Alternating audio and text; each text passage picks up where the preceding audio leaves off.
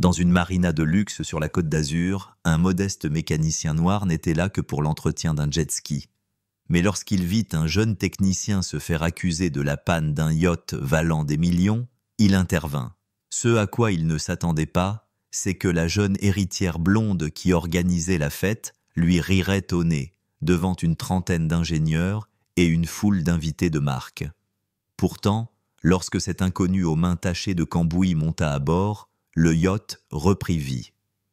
Adama Traoré, un homme au début de la quarantaine, se réveillait chaque matin au son du clapotis de l'eau, à l'odeur du sel marin et du bois humide, et au doux vrombissement des moteurs de yacht démarrant sous la fenêtre de sa chambre de location.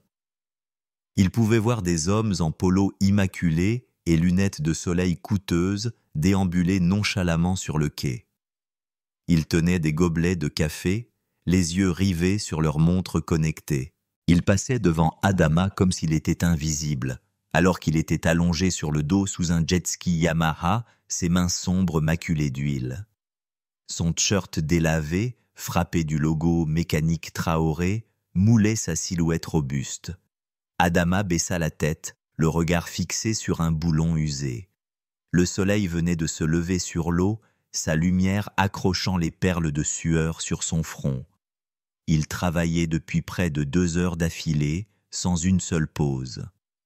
Non loin de là, sur un banc en bois, Issa, 11 ans, et Aïssa, 8 ans, attendaient patiemment.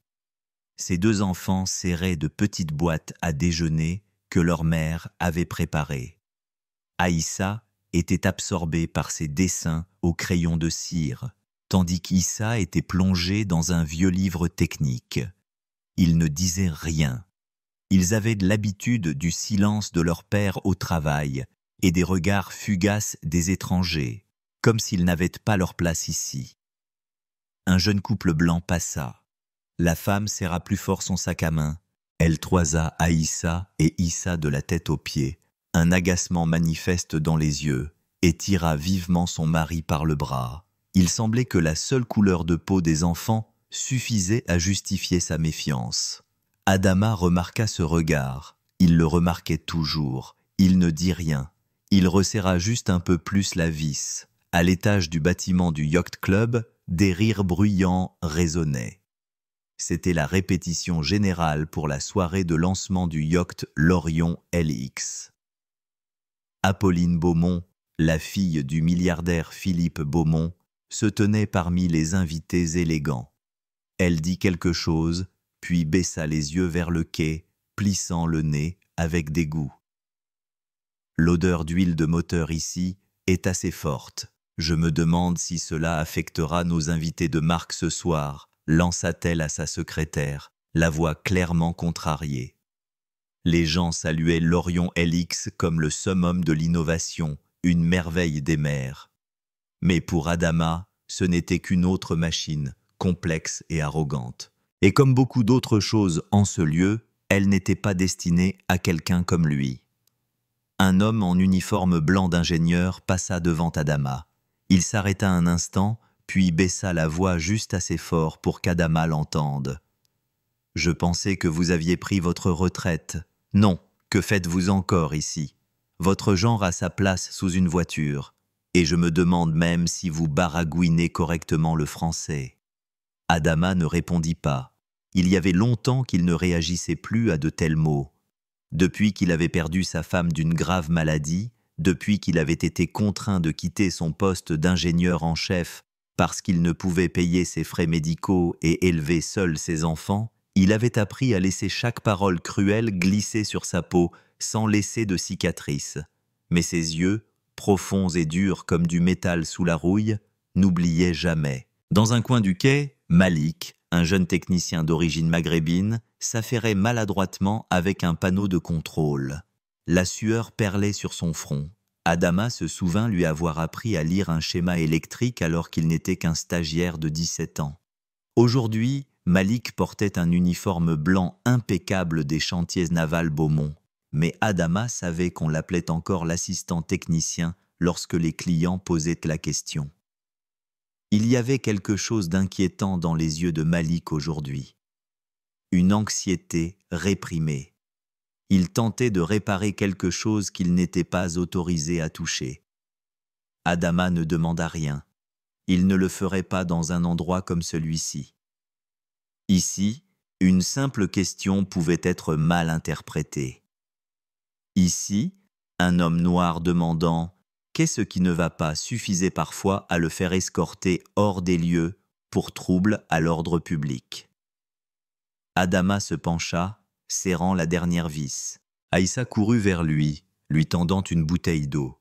Adama sourit, la remercia d'un signe de tête, puis lui tapota doucement la tête. Ce moment de paix fut brisé par une annonce stridente provenant du haut-parleur. Tout le personnel technique est prié de se rendre immédiatement au yacht Orion. Problème grave avec le système d'allumage. Adama leva les yeux. De loin, il vit Apolline Beaumont, ses cheveux platines, sa robe rouge comme un drapeau, se tenait sur le pont. Son visage était crispé, sa main pointée vers Malik. Les invités de marque commencèrent à se rassembler, verre de vin toujours à la main. Leurs yeux brillaient d'amusement, comme s'ils s'apprêtaient à assister à un spectacle divertissant. Adama ne savait pas encore que dans quelques minutes, lui, avec sa chemise tachée d'huile et ses mains meurtries, deviendrait le centre d'une tempête que personne n'attendait. À ce moment-là, il pensa simplement « C'est encore pour Malik, il doit avoir besoin de moi ». Il s'approcha, non pas parce qu'il voulait être un héros, simplement parce qu'il savait que parfois, une seule personne qui comprend, au bon endroit, suffit à tout changer. Le quai Ouest n'avait jamais été aussi bondé. Costumes d'été couleur crème, chaussures en cuir italien, sourire parfaitement calibré, tous formaient un demi-cercle autour de l'Orion LX. Ce bateau était annoncé comme la nouvelle fierté des chantiers navals Beaumont. Journalistes, investisseurs, ingénieurs chevronnés et quelques célébrités d'Instagram étaient tous présents. Ils levaient leur verre de vin blanc tandis que le haut-parleur annonçait un incident technique mineur. Sur le pont, Apolline Beaumont se tenait au soleil. Sa main agrippait sa jupe, le front plissé sous ses énormes lunettes de soleil. Avec sa robe d'un rouge vif et son épais collier de perles, elle ressemblait à une reine sans couronne inspectant un royaume nouvellement rebelle. « Malik, qu'est-ce que vous attendez ? Je vous ai dit que le système d'allumage ne répond pas. 3 ingénieurs du MIT attendent votre explication, lança Apolline, la voix pleine d'impatience. Malik balbutia, le visage blême. Je pense que la configuration de démarrage d'urgence, elle entre en conflit avec le contrôle central, madame. L'un des 3 ingénieurs, un homme blanc d'âge mûr, ricana en chuchotant à son collègue typique de ces jeunes de quartier, bon qu'à casser des choses. Que sait-il de la réparation de quelque chose comme ça? Apolline l'entendit. Elle se tourna vers la foule, essayant de projeter un air de convivialité naturelle. Puis son regard se posa sur Adama Traoré, qui venait d'approcher du quai. Sa chemise portait toujours des taches d'huile, son épaule était lourde de son sac à outils. Elle eut un sourire narquois, les yeux pleins de dédain. Sa voix, assez forte pour que tout le monde l'entende, fusa dans l'air comme un couteau enveloppé de velours. « Regardez qui voilà. Je pensais que ce port n'autorisait pas les mécanos de la casse à s'aventurer si loin. Voici notre réparateur de jet-ski. » Adama s'arrêta. Quelques regards se tournèrent vers lui, curieux, moqueurs, méfiants. Un cercle invisible se resserra lentement autour de lui à mesure qu'il approchait. Quelques personnes reculèrent subtilement, comme si elles craignaient de se salir. Apolline haussa un sourcil, toisant Adama de haut en bas, puis se tourna vers la foule avec un sourire entendu. « Vous réparez habituellement de plus petites machines, n'est-ce pas? Mais si vous êtes aussi doué qu'on le dit, alors essayez de réparer ce monstre. Voulez-vous » Une petite vague de rire se propagea. Une femme dans la foule étouffa un gloussement. Malik regarda Adama, les yeux suppliants. Adama ne se précipita pas pour répondre. Il regarda Apolline. Il avait entendu ce ton toute sa vie. Une fausse invitation enrobée de mépris et de pouvoir. Il monta sur une marche. Il ne la défiait pas. Il voulait juste la regarder droit dans les yeux. « Êtes-vous sûr de vouloir que je touche à ce système ?» demanda-t-il. La voix basse et calme, inébranlable. Apolline croisa les bras, un léger sourire aux lèvres. « J'ai juste pensé que si vous êtes assez habile pour réparer un jet-ski en 20 minutes, un yacht à plusieurs millions ne devrait pas être un problème, n'est-ce pas? Allez-y, touchez-y, pourvu que vous sachiez distinguer le bloc de navigation du réservoir d'eau. » Elle haussa les épaules, se détournant comme si elle venait de lancer un défi indigne de son attention. Adama se dirigea vers le pont inférieur, mais alors qu'il s'apprêtait à entrer dans la cabine de contrôle, une autre voix s'éleva. Cette fois, ce n'était pas Apolline, mais Thierry Martin, l'ingénieur en chef blanc aux cheveux blonds, le visage rougi par le soleil et le vin. « Attendez une minute. Vous n'avez pas de carte d'accès technique. Le port n'autorise pas les étrangers sur le bateau pendant une période de sécurité sensible comme celle-ci. » Adama resta immobile. « Je n'ai pas besoin d'aller en profondeur. J'ai juste besoin de lire le journal système de l'extérieur. » Thierry eut un petit rire, secouant la tête. Pas de diplôme d'ingénieur naval, pas de carte, pas de dossier officiel. Vous pensez que c'est un garage de bord de route, savez-vous seulement où vous êtes? Adama prit une profonde inspiration. Il n'argumenta pas. Jamais. Apolline s'approcha, ses yeux balayant Adama avec dédain. Thierry, laissez-le essayer. De toute façon, ça ne peut pas être pire. Et au moins, nous aurons quelque chose à raconter au cocktail de ce soir. Ce petit spectacle. Elle haussa les épaules comme si Adama n'était qu'un divertissement bon marché. Les rires reprirent, pas fort, mais assez pour qu'Adama entende chaque battement de son cœur marteler sa poitrine. Issa et Aïssa se tenaient au loin, près de la balustrade en bois. Ils regardaient leur père, entouré de gens qui n'auraient jamais pensé qu'il puisse faire autre chose qu'essuyer de l'huile. Ils se serrèrent plus fort la main, baissèrent les yeux, leurs épaules tremblant légèrement, essayant de se rendre invisibles. Adama leur jeta un bref regard, ses yeux se plissant légèrement de douleur, mais il masqua rapidement cette émotion, se retournant vers le yacht. Malik tendit à Adama un lecteur de système.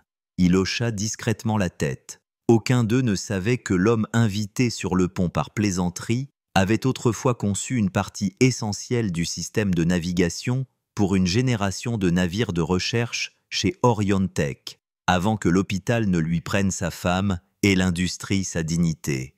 Personne ne le savait, mais ils étaient sur le point de l'apprendre. Le pont de l'Orion LX semblait brûlant sous les pieds d'Adama. La lumière du soleil se reflétait sur la coque étincelante. Des dizaines de regards scrutateurs l'observaient de toutes parts, non pas parce qu'il était au centre de l'attention, mais parce qu'ils attendaient qu'il échoue. Apolline se tenait derrière lui, un verre de vin à la main. Ses yeux étaient mi-amusés, mi-méprisants. Thierry, tenant toujours sa tablette, suivait Adama de près comme un contremaître, craignant qu'un ouvrier n'appuie sur le mauvais bouton. Ne faites rien d'autre que regarder. Compris, ne touchez à rien. Vous n'y êtes pas autorisé, insista Thierry, la voix menaçante. Je n'ai pas besoin de faire quoi que ce soit si je regarde assez attentivement, répondit Adama, sa main touchant légèrement un panneau de contrôle sur le côté de la cabine. Sa tête était légèrement inclinée, son regard fixé sur de minuscules détails.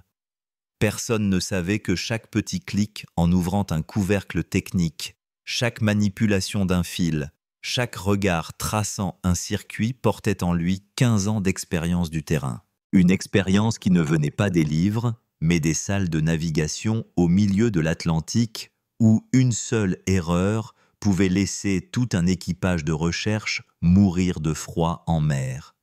Thierry se tenait derrière lui, narquois. Savez-vous même ce que vous regardez ou faites-vous juste semblant? Adama ne répondit pas immédiatement. Sa main se déplaça vers le groupe de relais de navigation où tous les ingénieurs avaient supposé qu'il y avait une surcharge, mais il était parfaitement intact. Puis il regarda l'unité de démarrage auxiliaire. Il observa silencieusement la petite lumière vacillante, son rythme inégal, un détail que personne d'autre n'avait mentionné. Il demanda « Qui a configuré l'ordre de priorité pour ces deux systèmes de secours ?» Thierry fronça les sourcils, l'air agacé. « C'est fait par le département logiciel de notre siège. Pourquoi demandez-vous ça ?» Adama hocha la tête. Et qui a effectué la dernière mise à jour du firmware. Thierry commença à montrer une irritation visible. C'est moi qui ai validé la dernière mise à jour. Y a-t-il un problème? Avez-vous trouvé quelque chose? Adama pointa l'écran de contrôle auxiliaire. Juste ici. Le démarreur d'urgence est configuré pour prendre le relais lorsque la tension chute en dessous d'un certain seuil. Mais le nouveau firmware, il a changé ce seuil sans mettre à jour l'ordre de priorité. Cela provoque une boucle de conflit caché. C'est comme deux personnes tenant le volant, mais conduisant dans des directions opposées. Un silence s'abattit sur eux. Un ingénieur plus âgé dans le groupe tenta de vérifier sa tablette, mais Adama avait déjà fait pivoter l'écran, affichant un tableau de journal caché auquel peu de gens prêtaient attention. Regardez ici. À chaque démarrage, l'unité d'urgence reçoit le signal principal, puis est interrompue par une commande contradictoire du contrôle central. Ce n'est pas cassé, c'est mal compris. Le problème n'est pas matériel, c'est un défaut structurel et une erreur de conception dans le logiciel. La voix d'Adama était grave, ferme et totalement dénuée d'excuses. Apolline s'avança. Pour la première fois de la journée, elle ne tenait pas de verre. Son visage passa de la surprise à l'étonnement le plus total. Le verre de vin qu'elle tenait glissa de ses doigts, s'écrasant avec un bruit sec sur le sol en bois, alors qu'elle regardait la scène se dérouler, incrédule. « Vous voulez dire que nous sommes tous passés à côté de ça, murmura-t-elle, sa voix à peine audible, pleine d'incrédulité. Adama ne répondit pas. Il sortit simplement un tournevis, ouvrit un petit panneau de module sur le côté de la cabine, puis, sans un mot, débrancha le cordon d'alimentation prioritaire et le rebrancha de la manière la plus ancienne et la plus manuelle possible. L'écran s'illumina, une impulsion régulière apparut. Tous les voyants verts changèrent simultanément d'état.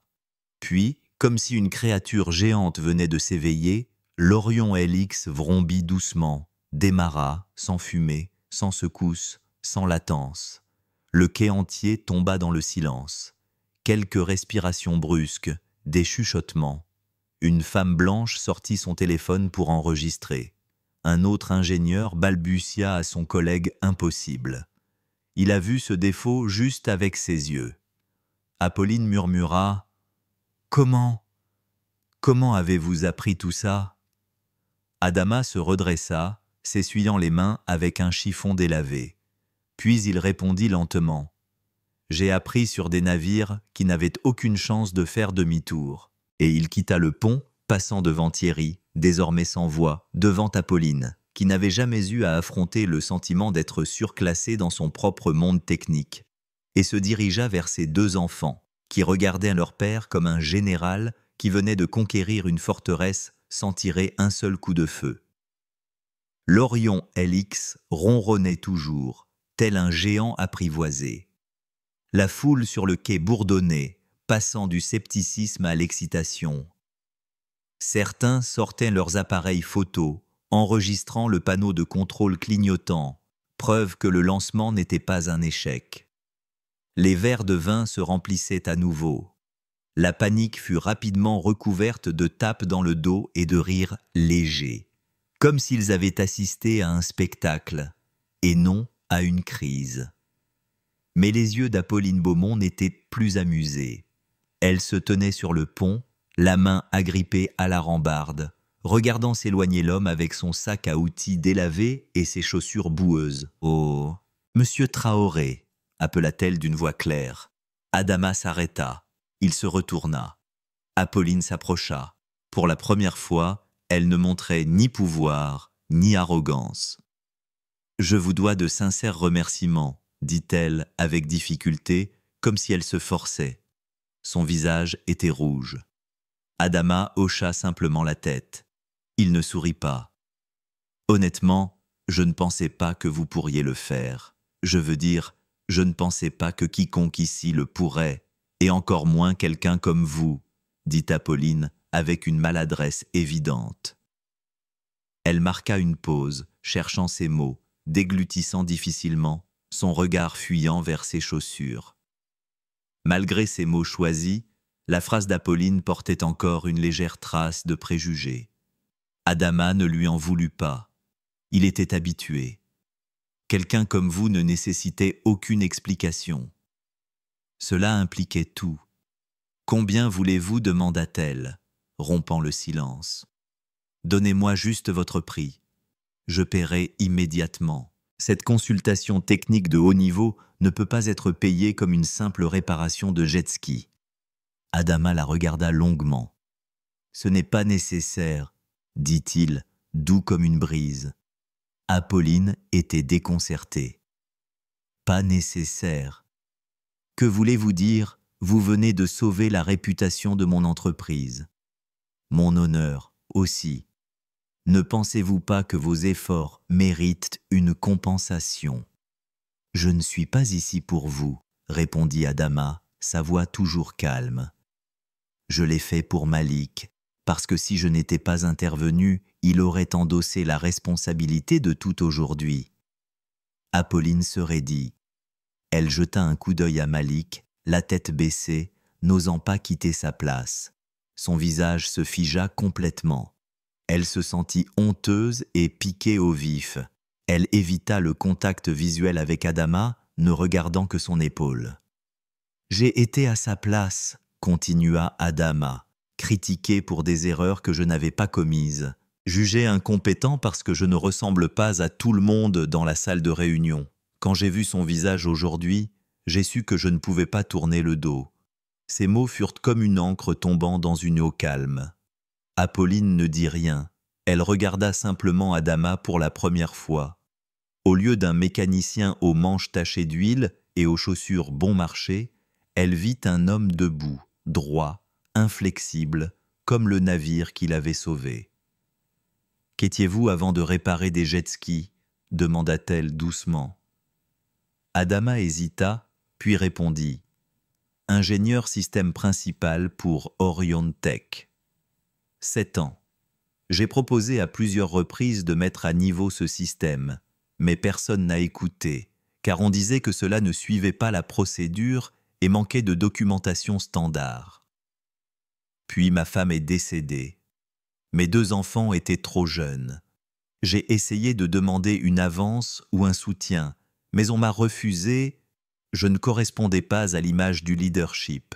Personne ne gardait de place pour un ingénieur brisé. Quelque chose se fissura au sein du conseil d'administration. Un silence qui ne cachait plus l'embarras. Apolline murmura « J'ai vraiment eu tort. » Sa voix était faible, pas tout à fait une excuse complète, mais assez pour trahir une fissure dans sa fierté. Adama ne confirma ni ne nia.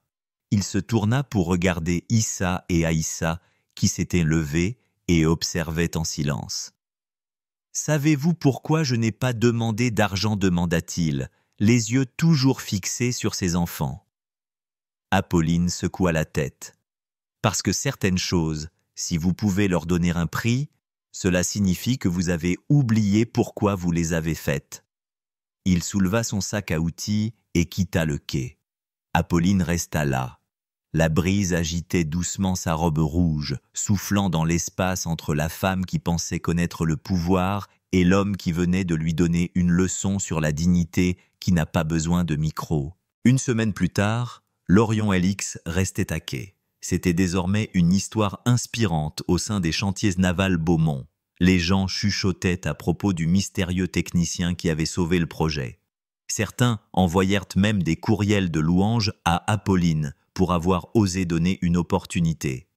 Mais dans la salle de réunion du 7e étage, où se tenait une réunion d'urgence du conseil, personne ne parlait de courage. « Qui est-il » gronda Gérard Lambert, un membre du conseil.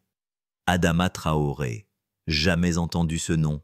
Un nom bien trop inconnu, vraiment inapproprié. »« Parce qu'il n'est pas sur nos listes », intervint Thierry, feuilletant un mince dossier. « Pas de diplôme reconnu, pas de dossier, pas d'entreprise enregistrée. » Apolline resta assise, la main agrippée à son stylo, le regard acéré.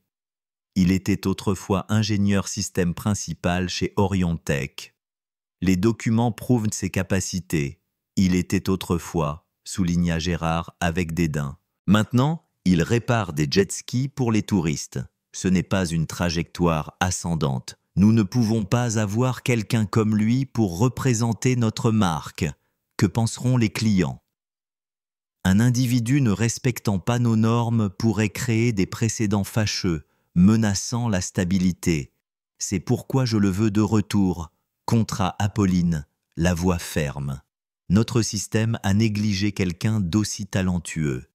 Personne ne répondit. Un autre membre du conseil haussa un sourcil. Vous voulez offrir un poste de consultant technique senior à un individu sans vérification des antécédents, sans passer par les procédures standards. Apolline hocha la tête. Basé sur la compétence réelle. Il n'a pas seulement réparé le système, il a souligné une faille dans notre conception. Quelque chose que nos équipes logicielles et d'ingénierie ont manqué. Nous ne pouvons pas enfreindre les procédures pour un seul incident, ricana Thierry. Si nous ouvrons les portes si facilement, chaque mécanicien de bord de route exigera un siège au conseil d'administration. Apolline se tourna, les yeux défiants. Alors, vous pensez qu'Adama Traoré n'est qu'un mécanicien ordinaire? Personne ne répondit, mais leurs regards échangés disaient tout. Noir, sans diplôme, sans CV adéquat, simplement inacceptable, peu importe son talent. Le lendemain matin, Apolline convoqua Adama dans son bureau. Manche de chemise blanche retroussée, sans maquillage. Elle avait l'air fatiguée et stressée. Adama entra, toujours en jean et t-shirt sombre. Son col était effiloché, sa poche bombée par son stylo. « J'ai une bonne et une mauvaise nouvelle », commença Apolline. « La bonne nouvelle, je vous ai officiellement proposé pour un poste de consultant système sur le projet Orion Echo. » Adama ne dit rien, juste un signe de tête. Pas de surprise. La mauvaise nouvelle, le conseil d'administration a refusé. Il resta assis. Pas de choc. Son regard se porta sur la fenêtre où la lumière du soleil sur la coque de l'Orion lui rappelait que la reconnaissance publique n'était que la partie émergée de l'iceberg. « Ils ont dit que vous ne remplissiez pas les qualifications », dit Apolline lentement, impuissante. « Pas de diplôme récent, pas de dossier d'entreprise, pas passé par les examens techniques officiels. »« Je comprends », répondit calmement Adama. « Ils ne veulent pas de quelqu'un qui n'est pas dans le bon costume à leur grande table. »« Pas tout le monde, » hésita Apolline, « mais la plupart. Et ils ont les voix. » Adama se leva. « Vous n'avez pas à vous battre pour moi, vraiment. Je sais comment survivre en marge. Je l'ai fait toute ma vie. » Apolline se leva aussi. « Mais peut-être qu'il est temps que des gens comme vous arrêtent de rester en marge. » Adama se retourna.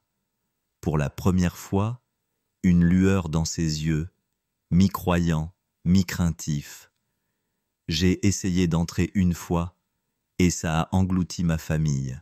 Je ne suis pas sûr de vouloir y retourner. »« Alors n'y retournez pas seul, » répondit Apolline, la voix plus ferme. « Je ne dis pas qu'ils sont prêts à vous accueillir à bras ouverts, mais j'ouvrirai la porte si vous êtes toujours prêts. » Silence.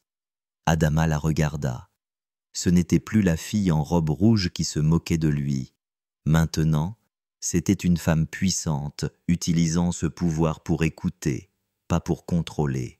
« Je ne ferai pas ça pour les titres, » dit Adama. « Je le ferai si on me permet de réparer ce qui doit être réparé moi-même, sans être lié par ce qu'ils veulent entendre ou leurs règles dénuées de sens. » Marché conclu, hocha la tête Apolline. Vous réparez ce qui doit être réparé, je m'occuperai du reste. Ce jour-là, pour la première fois depuis près d'une décennie, Adama entra dans le laboratoire de programmation où les plans étaient accrochés comme des œuvres d'art. Personne ne lui donna de badge. Personne n'applaudit, mais quelques-uns chuchotèrent. « Qui est-il » Et un autre répondit, stupéfait. « C'est celui que tout le système a un jour négligé. » La conférence technique trimestrielle des chantiers navals Beaumont pour le personnel senior et les partenaires stratégiques se tenait dans la salle Aurora. Lumière froide, projecteur 4K, présentation si lisse qu'elles en devenaient impersonnelles. Les équipes d'ingénierie rendaient compte de réalisations innovantes, connues pour être le fait d'un groupe restreint, les autres n'étant là que pour la forme. Adama Traoré était assis au 3e rang, ne figurant pas sur la liste des orateurs. Chemise sombre, sans cravate, vieilles chaussures en cuir. Personne ne le salua. Un homme blanc à côté de lui se pencha même en arrière, comme s'il craignait l'huile du réparateur de jet-ski. Apolline Beaumont était assise à côté de Gérard Lambert, son visage plat comme du verre, sans émotion. Quand l'équipe Orion Echo fit son rapport, Thierry Martin monta sur scène. La diapositive montrait le système d'allumage double. Les membres du conseil hochèrent de la tête. Apolline ne dit rien. Thierry termina, sur le point de descendre, quand Apolline leva la main. « J'ai un petit ajout à cette présentation », dit Apolline, la voix claire. Une découverte système liée à l'erreur d'allumage de la semaine dernière. Un léger murmure. Gérard fronça les sourcils. Ce contenu n'est pas à l'ordre du jour. Oui, mais je crois qu'il expliquera pourquoi nous devons revoir notre processus d'évaluation des compétences et les préjugés qui l'accompagnent. L'écran afficha le schéma système d'Adama, les circuits, les impulsions de contrôle, le journal en temps réel. Certains chuchotèrent. Ce design n'est pas original. Qui a écrit du code dans cet ordre? Apolline ne répondit pas. Elle fit un signe de tête en direction d'Adama. La salle se tourna vers lui. Les murmures s'intensifièrent, avec des hochements de tête clairs de la part des membres du conseil, certains soupirant de dédain. Adama monta sur le podium. Pas d'ordinateur portable, pas de notes, juste une clé USB. Il la brancha. Une vidéo apparut, tirée du journal interne, le montrant en train de réparer l'Orion LX. Les lumières changeaient, les données apparaissaient, en temps réel, les étapes effectuées manuellement, mais avec précision. « C'est le journal système de ma réparation », dit Adama, la voix grave, sans ressentiment. L'erreur n'était pas matérielle. C'étaient 2 lignes de commande s'annulant mutuellement, signalées dans une note d'avril, mais rejetées comme sans importance. Gérard se leva d'un bond, le visage rouge. « C'est un rapport interne. Comment l'avez-vous obtenu » Adama ne se retourna pas. Apolline répondit. « Je le lui ai fourni. Parce que ce rapport a été rédigé par lui, il y a 8 ans, quand il était ingénieur système principal chez Orion Tech. » Silence. Un silence épais. « Vous avez écrit cet avertissement » demanda un jeune ingénieur, stupéfait. Adama hocha la tête. « Oui, mais il n'a pas été utilisé. Parce que je suis parti 1 mois plus tard. Pourquoi êtes-vous parti » Adama baissa les yeux, puis les releva, son regard ne montrant aucune colère, juste la vérité. « Parce que ma femme est morte. Je ne pouvais pas payer ses frais médicaux. J'ai démissionné pour m'occuper de mes 2 jeunes enfants. J'ai essayé de demander une avance ou un soutien, mais on m'a refusé. Je ne correspondais pas à l'image du leadership. Personne ne gardait de place pour un ingénieur brisé. Quelque chose se fissura au sein du conseil. Un silence qui ne cachait plus l'embarras. Apolline se leva. Cette fois, sans pouvoir, sans nom de famille. Sa voix résolue. « J'ai été la première à douter de lui. Je l'ai appelé le réparateur de jet-ski avec dédain. Je croyais que le succès venait des salles de conseil climatisées, des diplômes prestigieux. Je jugeais les gens sur leurs vêtements, leurs origines, leur couleur de peau, et j'ai eu terriblement tort. Mais il a sauvé le projet, et il n'a rien demandé, sinon la dignité, pas la gloire. Par conséquent, je propose de nommer Adama Traoré, consultant système pour Orion Eco, avec un accès complet et un droit de veto technique sur les composants critiques de l'allumage. Gérard, toujours raide. Vous enfreignez la procédure. Apolline hocha la tête. Oui, parce que cette procédure a éliminé l'un des meilleurs esprits que nous ayons jamais eus, simplement parce qu'il ne venait pas du bon endroit, n'avait pas la bonne couleur de peau, ne parlait pas avec l'accent préféré. Adama regarda autour de la salle. Quelques-uns évitaient encore son regard, mais certains le regardaient maintenant différemment, comme s'ils voyaient quelqu'un qui avait émergé de l'ombre, quelqu'un qui n'aurait jamais dû y être poussé. Ce soir-là, quand Adama rentra chez lui, Aïssa l'attendait avec 2 verres de jus d'orange et un dessin. Dessus, un grand navire et un homme debout sur son pont. Personne ne se moquait de lui. Personne ne lui barrait la route. Et pour la première fois, cet homme souriait sincèrement. Le lancement officiel de la gamme de yachts électriques Orion Eco eut lieu un samedi après-midi clair. Pas de nuages, pas de déviation de programme. Des centaines de personnes, des investisseurs internationaux aux médias techniques, affluèrent au port de Goulscrest, où le nouveau navire brillait sous le soleil couchant. Des chaises étaient disposées sur le quai en bois, un écran LED derrière la poupe, une musique apaisante. Apolline Beaumont apparut à l'heure. Cette fois, pas de robe rouge ni de perles, juste une chemise blanche et un pantalon gris clair. Silencieuse, concentrée. Adama Traoré était assis au 2e rang, entre Aïssa et Issa. Il portait une chemise cobalt que Malik avait laissée sur son établi ce matin-là, avec un mot. « Tu es la raison pour laquelle je n'ai pas démissionné. » Personne ne savait qu'Adama avait failli ne pas venir. La nuit dernière, il avait presque fait ses bagages après avoir appris que son contrat de consultant était approuvé, mais sans déclaration publique. « Nous ne voulons pas politiser l'événement », avait-il dit. Apolline avait appelé à 22 heures, voix basse, résolue. Ne les laissez pas éteindre le feu juste parce qu'ils ont peur de la fumée. Tu seras là, je te le promets. La cérémonie commença. Le PDG des chantiers navals Beaumont prononça un discours fluide. Puis, les sponsors japonais. Ensuite, l'équipe de conception fut présentée. Thierry Martin honoré en premier. Adama baissa la tête. Aucune réaction. Il était habitué. Jusqu'à ce qu'Apolline monte sur le podium. Pas de discours préparé. Elle tenait le micro à 2 mains, comme si le lâcher ferait tomber ses mots. J'ai pris en charge le projet Orion Eco il y a près de 11 mois. Nous avons dépensé des millions pour créer un système d'exploitation intelligent, assembler la meilleure équipe d'ingénieurs, et nous avons tous négligé une chose simple. Une petite erreur récurrente cachée dans le code. Une erreur que des dizaines de nos meilleurs experts n'ont pas pu voir, mais une personne l'a vue. Elle se tourna vers Adama, non pas parce qu'il avait l'équipement le plus avancé, non pas parce qu'il siégeait dans la plus haute salle de conseil, mais parce qu'il a appris à écouter à la fois les systèmes et les gens. Je croyais que le succès venait des salles de conseil climatisées, des diplômes prestigieux. Je jugeais les gens sur leurs vêtements, leurs origines, leur couleur de peau, et j'ai eu terriblement tort. Les gens murmurèrent. Apolline continua. L'homme le plus intelligent avec qui j'ai jamais travaillé ne porte pas de costume. Il n'a pas de profil LinkedIn tape à l'œil.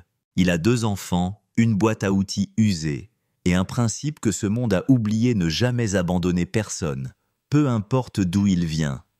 Elle fit un geste. Adama se leva, d'abord déconcerté, sous les regards inconfortables du conseil. Puis, progressivement, des applaudissements. Pas des applaudissements polis, mais de ceux que l'on réserve à quelqu'un qui a surmonté tout un système pour se tenir là où il doit être. Apolline descendit, plaçant un nouveau badge dans sa main.